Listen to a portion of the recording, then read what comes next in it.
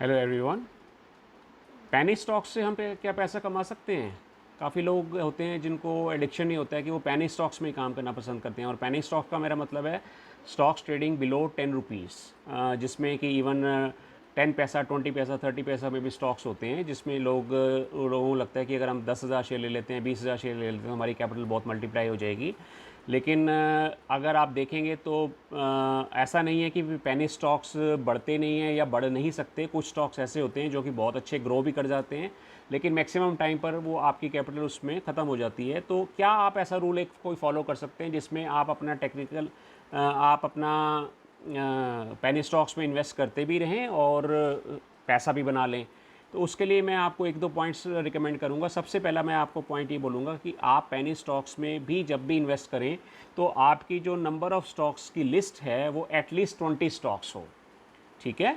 इसका मतलब क्या है कि आप के पास अगर 2 लाख रुपए हैं तो आप 2 लाख रुपए में से 20,000 से ज़्यादा किसी भी स्टॉक में इन्वेस्टमेंट ना करें। ठीक है, पहली बात। दूसरी बात यह है कि आप उसको डे टू डे ट्रैक मत करें कि ये प्राइस बढ़ रहा है या घट रहा है, उसको आप पड़ा रहने दीजिए। क्योंकि आप एक चीज़ मान के चलिए, अगर आप 1 रुपये में कोई स्टॉक खरीदते हैं तो 1 रुपये में आपके पास जाने के लिए सिर्फ 1 रुपया ही है, लेकिन आने का जो पोटेंशियल है वो बहुत बड़ा है, बहुत ही बड़ा है। ठीक है? इसका मैं एक छोटा सा एग्जांपल दूंगा कि हमने 2020 में एक स्टॉक, हमने कई सारे स्टॉक्स रिकमेंड किए थे, उसमें 5 से 6 स्टॉक्स मैंने जानबूझ के पैने स्टॉक्स डाले थे। और उसमें से एक स्टॉक था टाटा टेली, जिसमें उस टाइम उसका रेट था 4 रुपीज़ ओनली। और मैं कोई बहुत पुरानी बात नहीं कर रहा हूँ, मैं सिर्फ 2 साल पुरानी बात कर रहा हूँ। और वो 4 रुपीज़ वाला स्टॉक अराउंड 400 रुपीज़ तक बिक गया और आज भी आई थिंक 200 के आसपास वो स्टॉक है। तो it became 1000 times.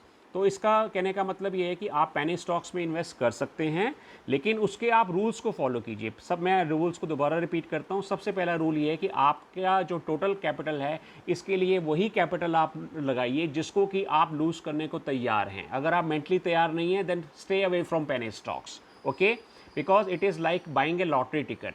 Second point is, आप अपनी कैपिटल को मिनिमम टू मिनिमम 20 पार्ट्स में डिवाइड करिए, ताकि आपके कई स्टॉक्स, आप ये मान के चलिए मेजॉरिटी ऑफ स्टॉक्स जो आप लेंगे वो नहीं चलेंगे उसमें से, लेकिन 1 या 2 स्टॉक का चलना भी आपको बहुत अच्छा पैसा बना के दे सकता है। ठीक है? थर्ड पॉइंट ये है कि जब वो स्टॉक चलने लगे तो आप उसको बेचने की जल्दी मत कीजिए। मान लीजिए आपने 1 रुपये में कोई स्टॉक लिया और वो 4 पे हो गया, तो आप उसको बेचने की जल्दी मत करिए। और जब भी अगर आप बेचें तो 100% तो बिल्कुल भी ना बेचें। ठीक है? क्योंकि अगर एक वाला स्टॉक 4 हुआ है तो 4 से 40 भी हो सकता है, 40 से 400 भी हो सकता है। ठीक है? आपको नहीं पता कि वो स्टॉक कितना जा सकता है, आपने तो एक एक बेसिक अमाउंट की कैलकुलेशन करके वो पैसा लगाया है। और आप ये मान के चलिए कि आपके काफ़ी सारे स्टॉक्स के पैसे ख़राब भी होने वाले हैं। तो जिनमें ख़राब होने हैं उसमें जाने के लिए अगर आपने 20,000 लगाया तो 20,000 ही है, लेकिन आने के लिए आपके लिए अनलिमिटेड है। अगर आपने 20,000 लगाया तो आपके 20 lakhs भी बन सकते हैं। तो बनेंगे कैसे? अगर आप उसको रखेंगे, होल्ड करेंगे, लंबा चलाएंगे। अगर आप उसको लंबा चलाने का आप एक वाली चीज़ अगर आपकी 2 होती है, 2 वाली चीज़ 4 होते ही अगर आप उसमें से निकल जाएंगे तो वो चीज़ 400 रुपये में कैसे बिकेगी? तो काफ़ी सारे स्टॉक्स ऐसे रहे हैं जो कि 2-2, 4-4, 5-5 रुपये थे।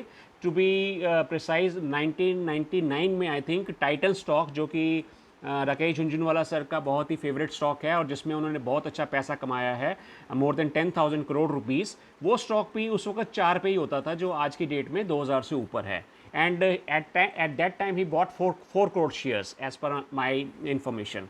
सो दैट इज, लेकिन उन्होंने क्या किया कि वो भी पेनी स्टॉक था और उनके पीछे उनका पर्पस क्या था कैलकुलेशन का वो तो मुझे नहीं पता। लेकिन सेकंड पॉइंट जिसके ऊपर मैं स्ट्रेस कर रहा हूँ वो ये है कि उन्होंने उस स्टॉक को हेल्ड किया। मतलब ये नहीं उन्होंने किया कि 4 करोड़, उन्होंने 16 करोड़ रुपए लगाया तो उसके 32 करोड़ हो गए या 100 करोड़ हो गए तो उन्होंने निकाल दिया।